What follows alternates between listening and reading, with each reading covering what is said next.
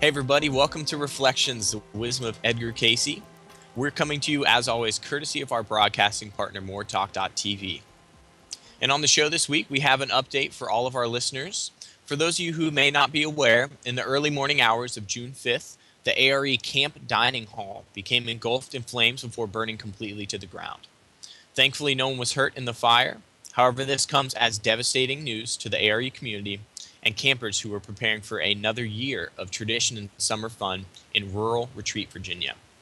Despite this momentous setback, the A.R.E. activities will go on as planned, and the A.R.E. is deploying the best creative resources to ensure campers experience the same magic, fun, and memories.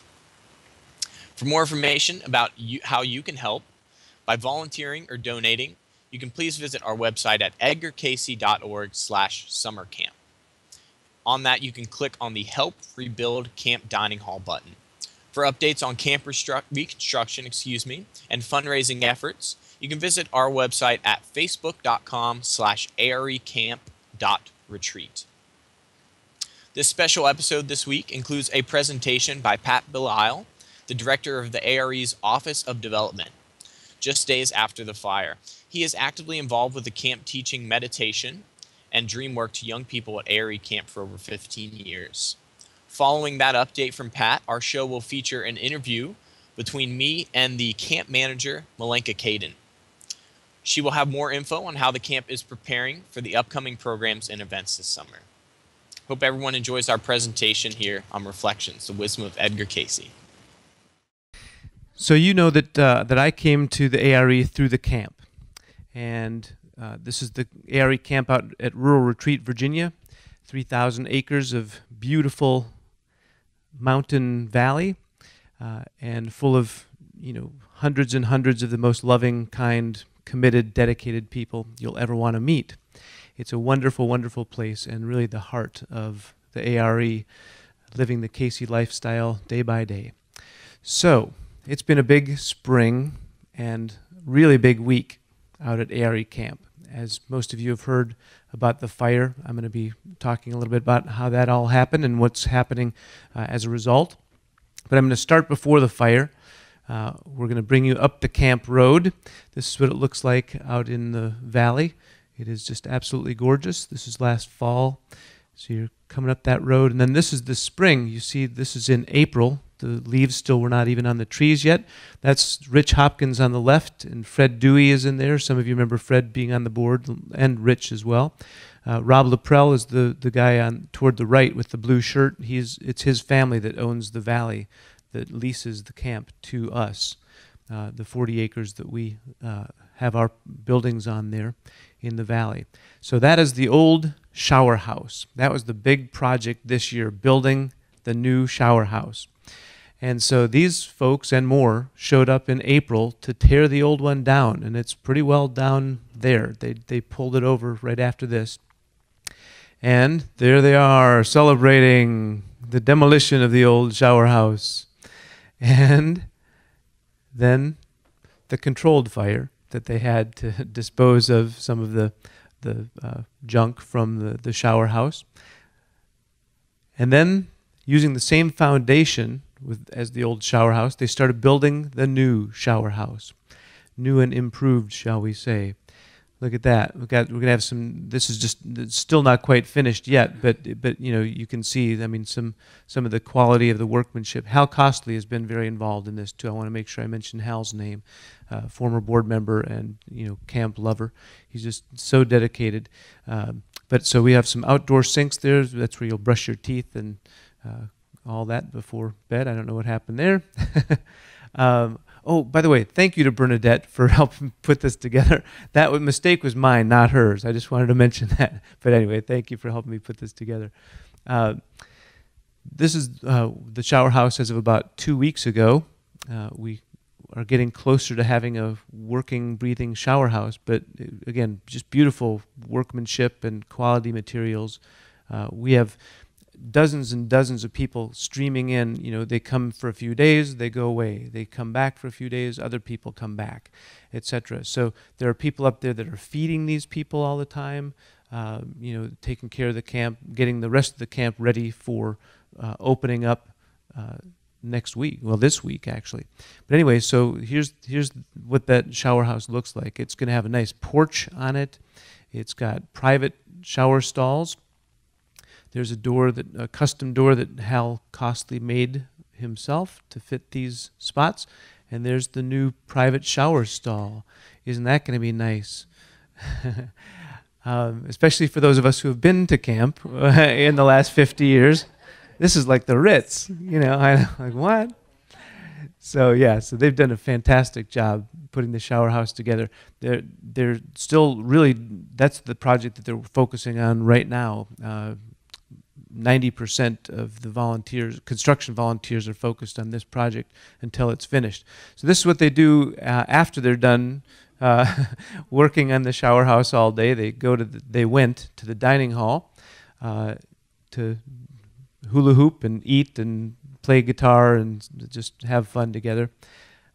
There's the outside of the dining hall. A couple of years ago, after we had just invested another $100,000 in it to renovate, expand the kitchen and the dining hall and put on that beautiful new porch.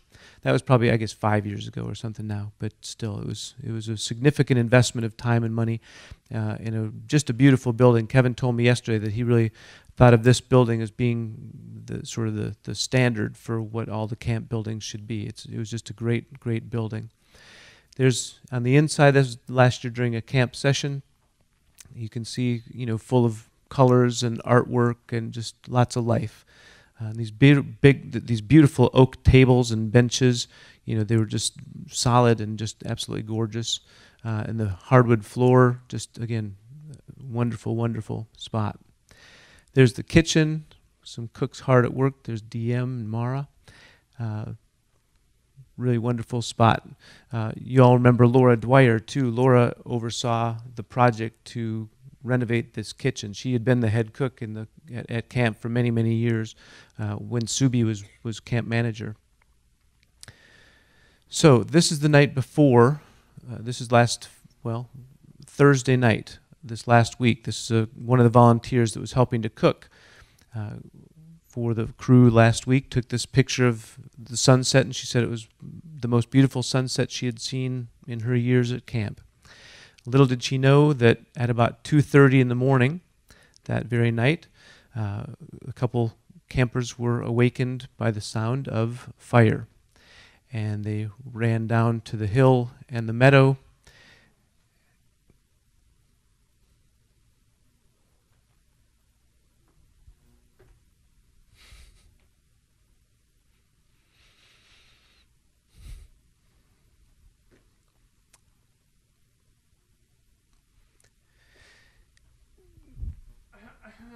Haven't had this happen yet. So, of course it's going to happen in front of a group.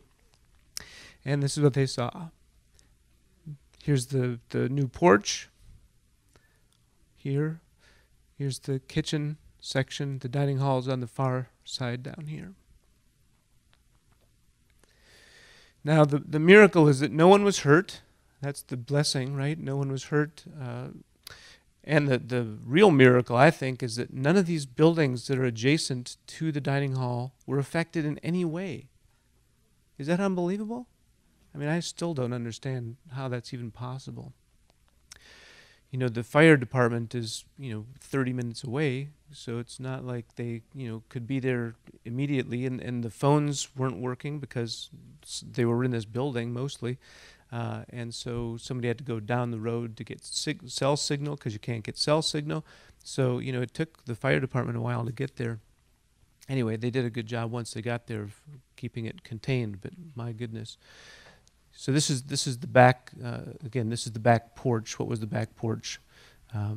There's a picnic table right over here, which again was not destroyed in the fire. Just unbelievable.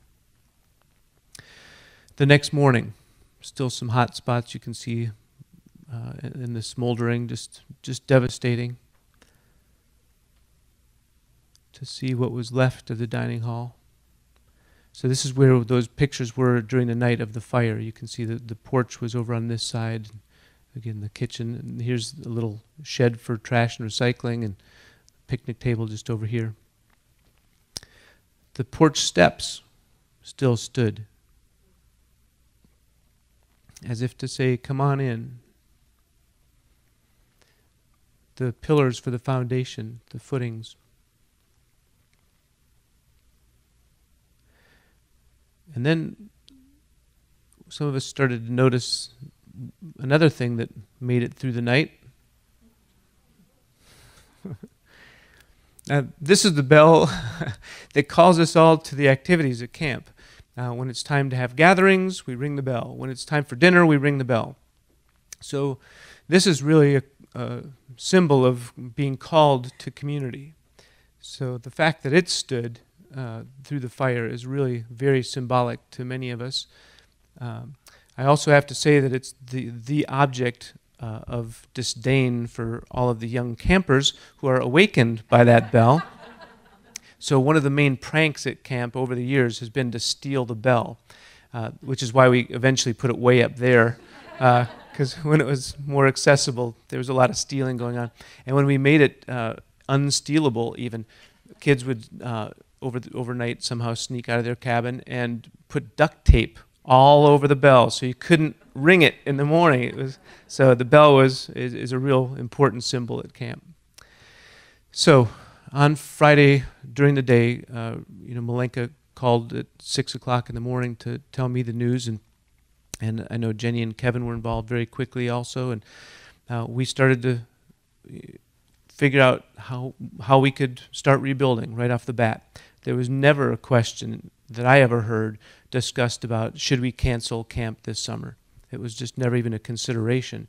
It's just how are we going to make it happen?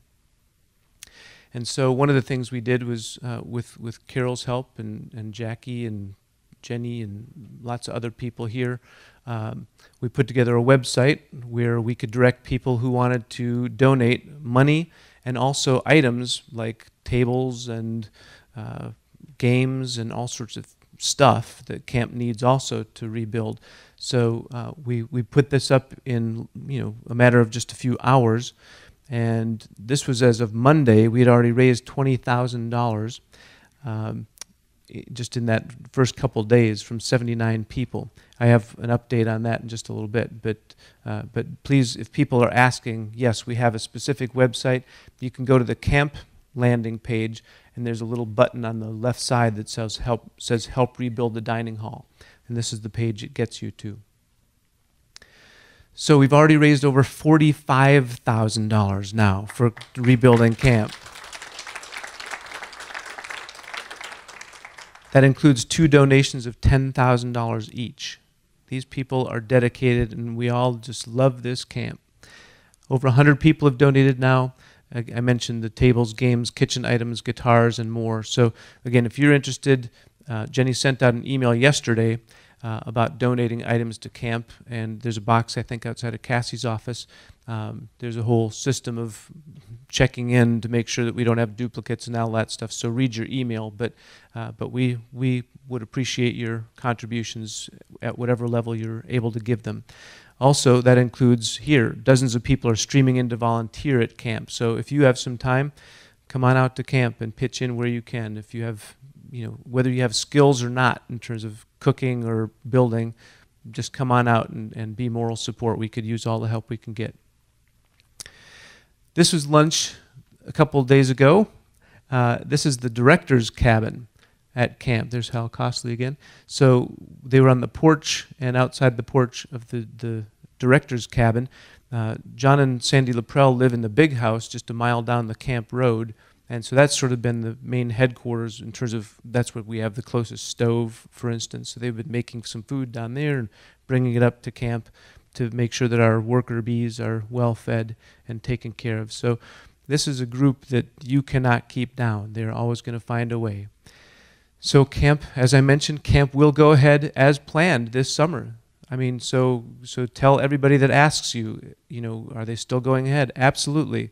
We start with young adult retreat this weekend, so they're going to be coming in soon. Good thing they're young adults because it's not quite ready to go. We're still going to be digging out the rubble and dealing with insurance and all that. Hello. I just wanted to make a point that so far we have not had one cancellation. Fantastic. Did you hear that? Nancy says they haven't had one cancellation at camp, so that's great news. Yeah, thank you. That's wonderful. So yes, so spread the word. It's still going ahead. It will, and not only going ahead, we'll be able to feed them. We found out that there are things called mobile kitchens. And so look, rapid response kitchen. This is for events just like this, fires, hurricanes, things like that. So this is a 52 or 53 foot long trailer with refrigerators, stoves, the whole, everything in it. This is a mobile kitchen. And so this is what we're going to have at camp for the next couple of months. Obviously it's not ideal. We will be rebuilding the dining hall, but that will take a lot of time. So, in the meantime, this is what it's going to be. And they've also bought like a wedding tent. You all know what I mean by wedding tent? So they bought a big wedding tent, and they're putting down decking, like a platform, underneath the tent so that they can put tables and chairs and stuff on that without sinking into the earth. So this temporary situation is still a big, big operation. We still have a lot of work to do. So again, if you have any time, talent, get on out there. Hello, Ellen. So if the renovation we did before was $100,000, how could $50,000 rebuild the whole?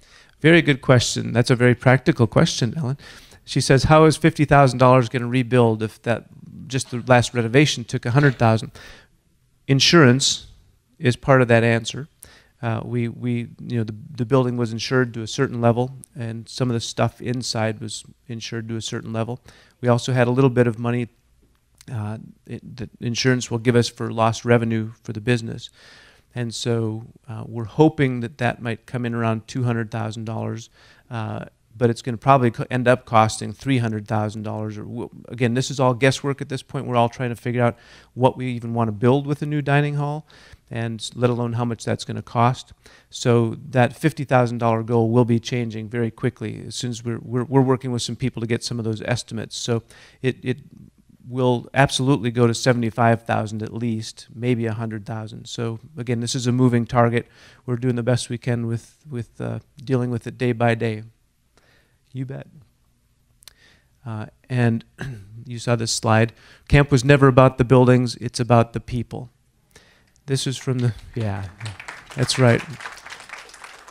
That's from the camp reunion a few years ago where we packed everybody onto that new porch, the dining hall. So thanks to everybody who's made this possible. We all feel loved and supported. So thank you very much.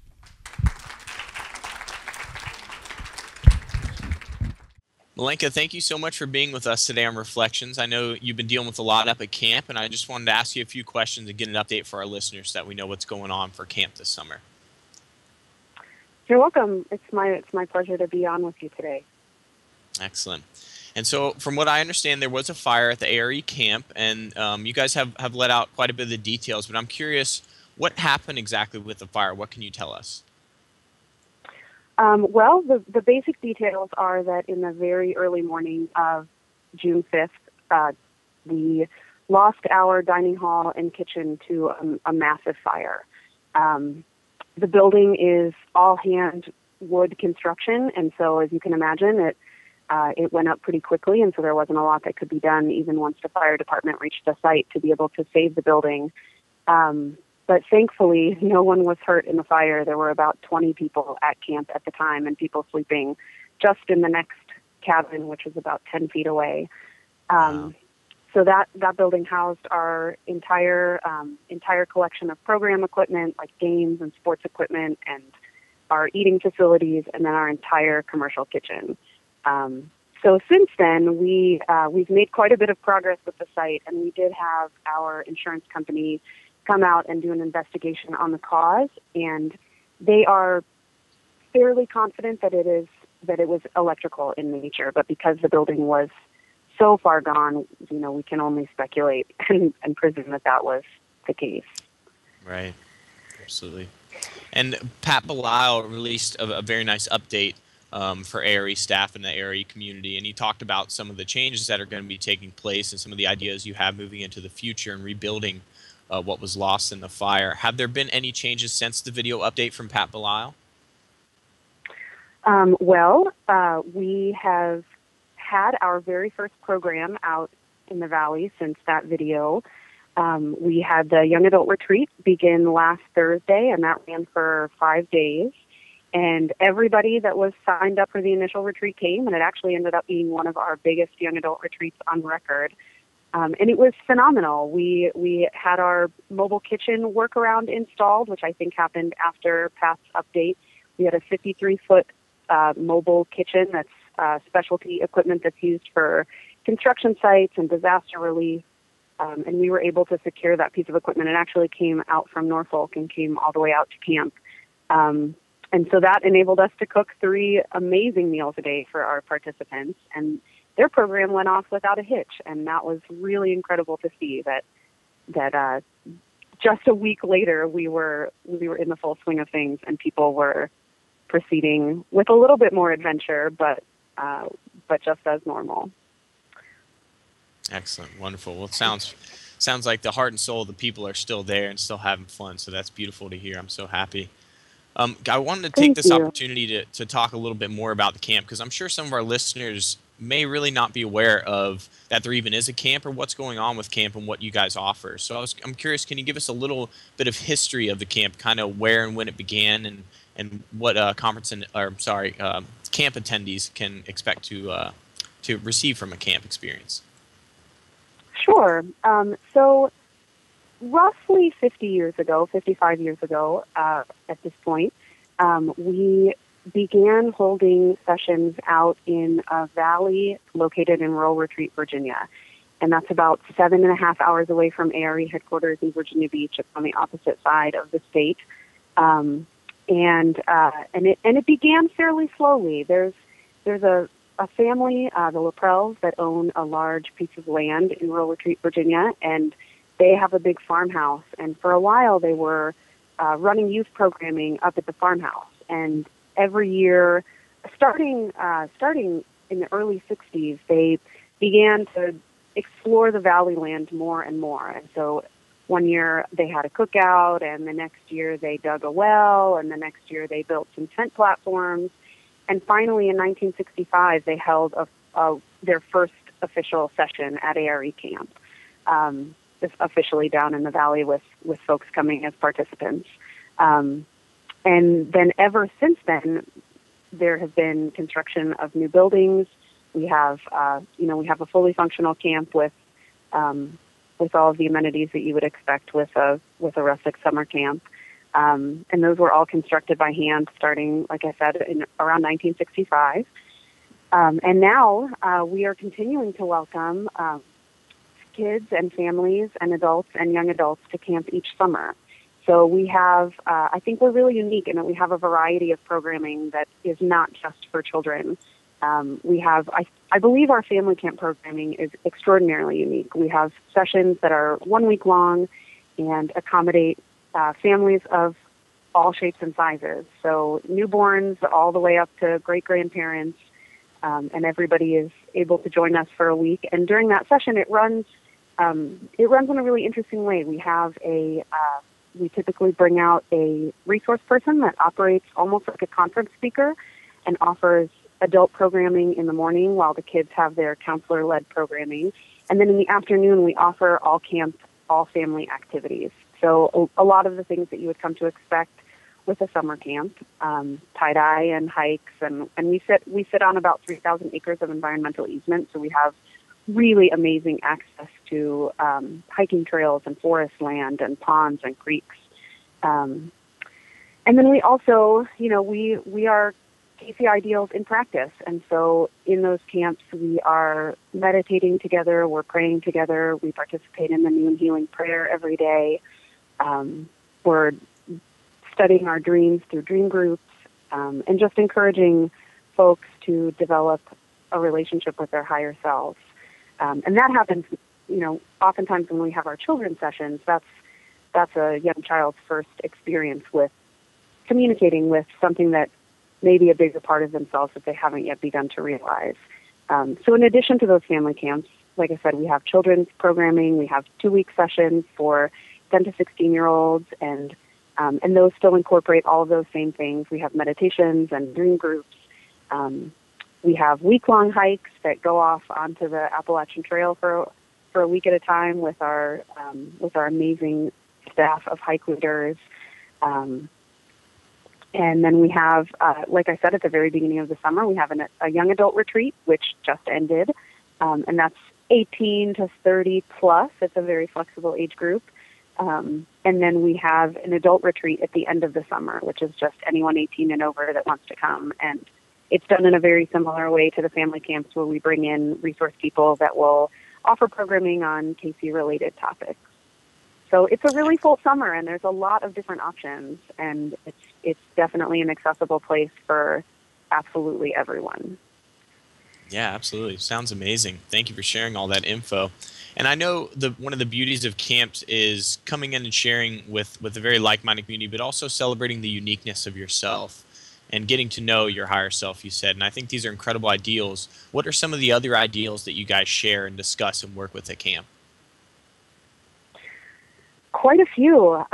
We really take Cayce's teachings on ideals to heart, and so we are always focusing on ideals from a personal standpoint. So, for instance, with regards to our staff people, we work with all of our staff people in developing their personal ideal for service over the summer. And then as a unified staff as a whole, we also work with one unified ideal, which is typically service with joy, because that's the best way that we can serve together. And then as a community, of course, we are, I think a lot of our ideals boil down to connectedness in community, cooperation, acceptance, mind, body, spirit balance is incredibly important to us. So just always knowing what we're coming back to, and always trying to figure out why we're out here doing what we're doing. Yeah, absolutely. And I'm curious if you could tell our listeners one thing about the camp. What is the most important thing to you about camp? That's a tough question. I talk with a lot of people about the authenticity that you find at camp, and I hear this from a lot of people. And I think that is one of the single most important things. I think that camp provides a space, because we're coming from this ideal of connectedness and community and acceptance, that really anybody can join us and come to the table with their true authentic self, and we will celebrate you for whatever you are.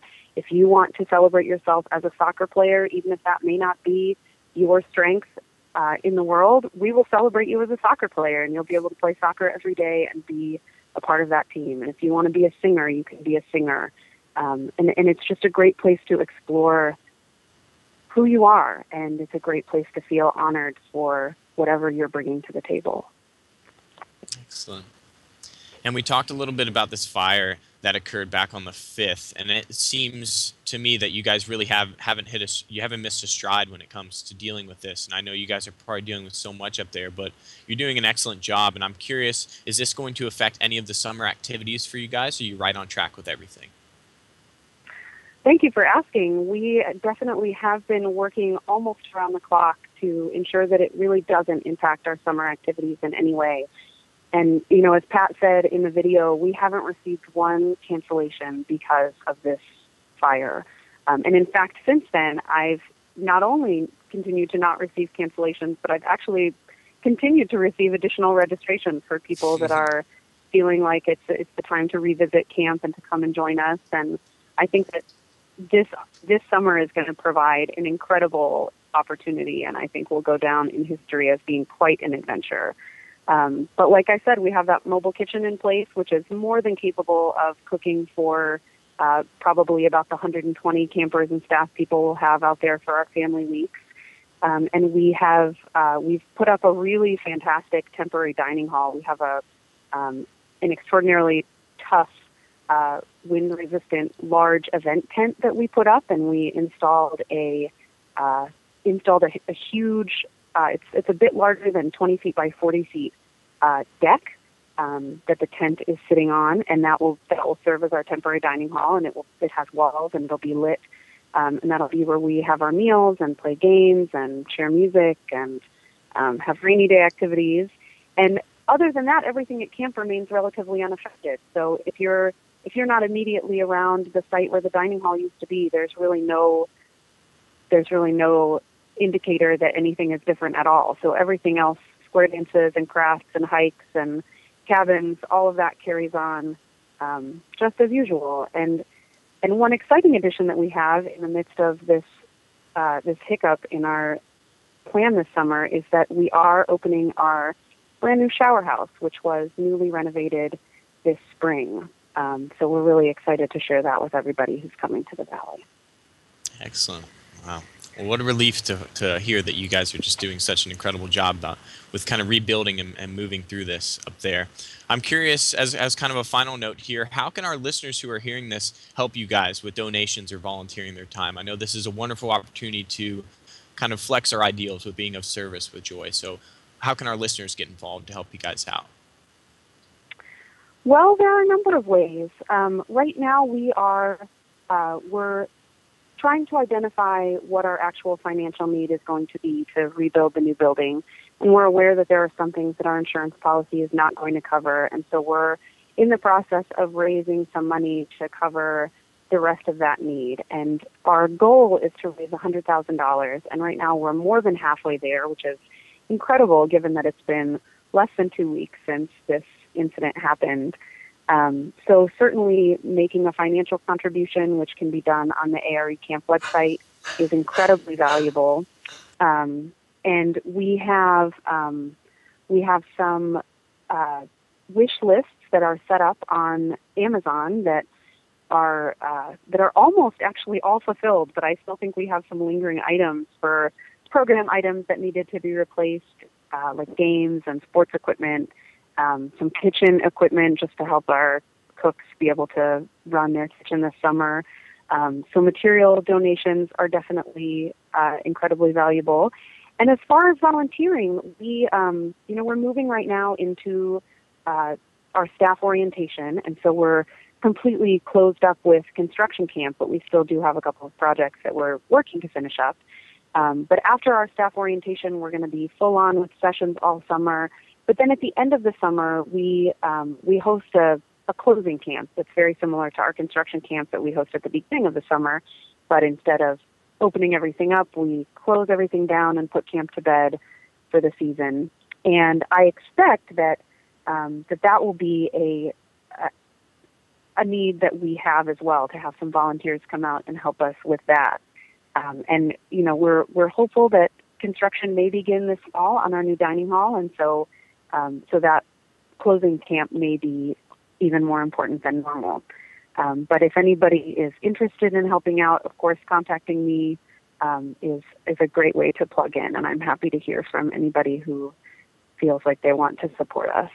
So far, I think the thing that has been so incredible to witness is just the outpouring of love and support of all kinds that have just been flowing ever since this happened in the wee early morning hours of the 5th.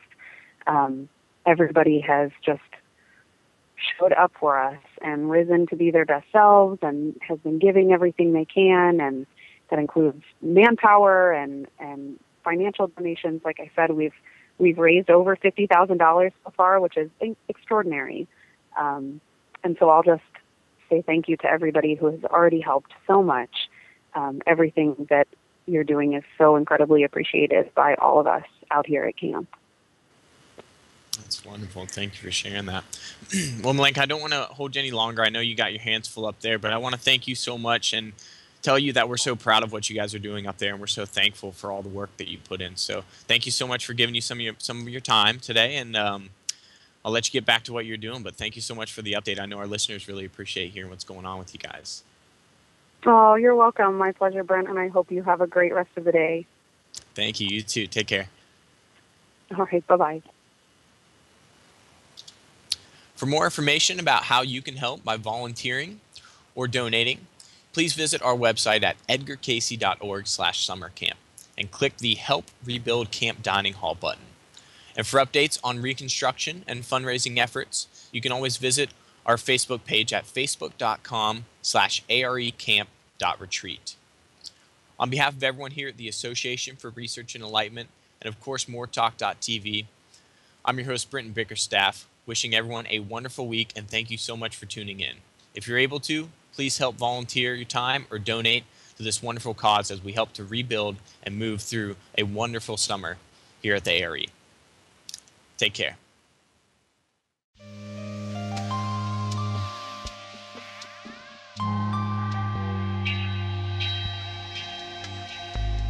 And now it is time for the thought for the day here on Reflections, the wisdom of Edgar Cayce. And joining me as always for the thought for the day is Dr. Bill Austin. Bill, I want to thank you so much for joining us on the show today. Hi, Brett. Great to be here as always. Thank you for having me. Of course, my pleasure. Good to have you on again. And if you can go ahead and read the thought for the day today for our listeners. I'd be happy to. This thought comes from reading 459-12.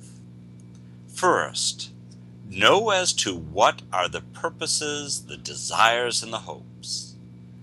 There are in the present the problems and that are a part of the experience. But take things, conditions, and circumstances where they are, not merely where you wishfully think, hope, or desire that they are.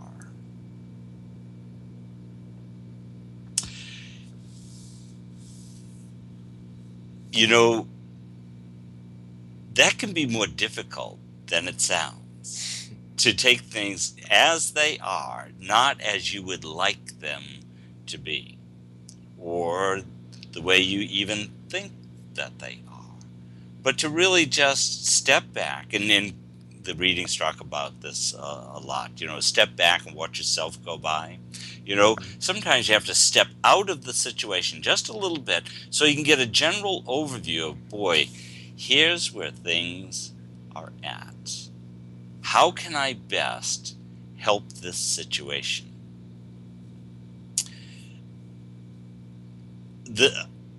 I have this desire to sometimes to be helpful. And sometimes when I take a look at that is, okay, I want to be helpful from my standpoint. I'm going to look at this situation. I'm going to interpret it, from my perspective, and then I'm going to be helpful from my perspective. But if I change that desire to be helpful, to be only truly helpful, then I really have to give it up to a greater power, a greater force that understands all of the situation from all eternity, from before, right now, and future events. And I don't have all that information. So there's a part of me that has to let it go and say, okay, here's how I think it is. Here's what my desire is. And that desire hopefully is built on my spiritual desire, my inner ideal, and with the thought of only being truly helpful. So let me try to be truly helpful, but be open and receptive to some inner guidance that knows all of the factors before, now, and in the present. But in the meantime, I'll do the best I can with the situation as it is. And I'll try not to be judgmental through the whole process. That's not always easy for me. No, it's not. And you raised a great point with that. Yeah, this is not an easy one, because like you said, you brought up, it's kind of this fine line that you end up treading where you want to not have expectations coming into a situation, which is kind of what it's saying. It's this, if you don't have all these set expectations about the way things should be, you desire it to be this way because you want this certain, if it comes out this way, then I get this back. You want to try to come into a situation that without all those expectations, these desires, these hopes, but you tread this fine line because then it's, like you said, you still want to strive to do your best. So the fine line becomes, well, I don't want to have any desires about the outcome and how this turns out, but I also want to continue, I don't want to use that as a kind of a cop-out to say, well, I don't have to care about things. That's the fine line, and that's why this one becomes so difficult, is because you want to still care, but what I have found is that you want to come in with expectations that are in line with your highest ideal. You want to come in with expectations that are selfless rather than selfish. So if you come in with hopes, desires, and a purpose, a set purpose for what you're doing, and it's of the highest good, it's taking into consideration everybody who's involved, and knowing you can say to yourself 100% that this will not harm anybody and will benefit everybody involved, then you're coming from the right place. And I think this is what this reading is talking about.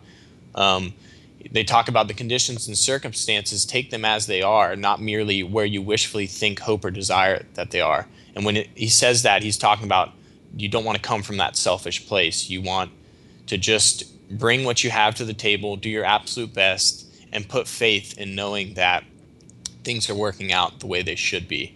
And I think that's something that we all struggle with, because it is very difficult to not have expectations and to not bring your own desires and your own personal agenda into a situation. But I think the more that you learn to put that aside and just be in that moment, embrace the moment, and fully enjoy it for what it is, that's when you can find some really interesting synchronicities, and some wonderful opportunities can open up for you on your path. I'm glad you talked about that, because, one way is to take a look at it and say, well, everything's being taken care of. I really don't have to do anything, which is a very passive approach. And I don't think anything gets accomplished with that. And the readings certainly don't stress that. They say, be active. And I remember one reading, the person was saying, should I do this? Should I do that? He said, do something.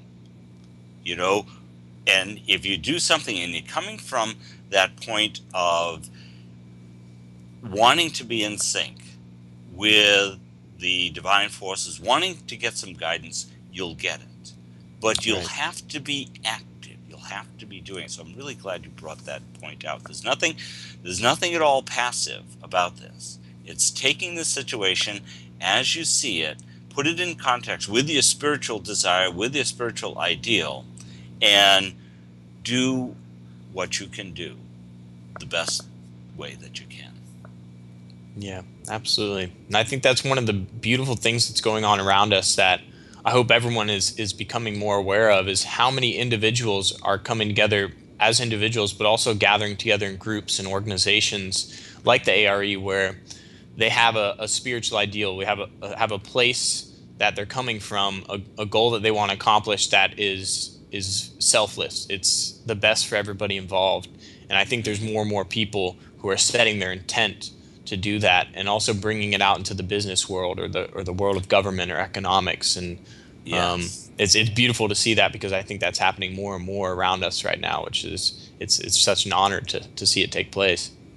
It is. I think you're right. I think it's really spreading throughout communities, throughout countries, throughout world populations, and it's wonderful to see. Absolutely. Well, Bill, thank you so much, as always, for joining us on The Thought for the Day. It's a pleasure to have you on the show.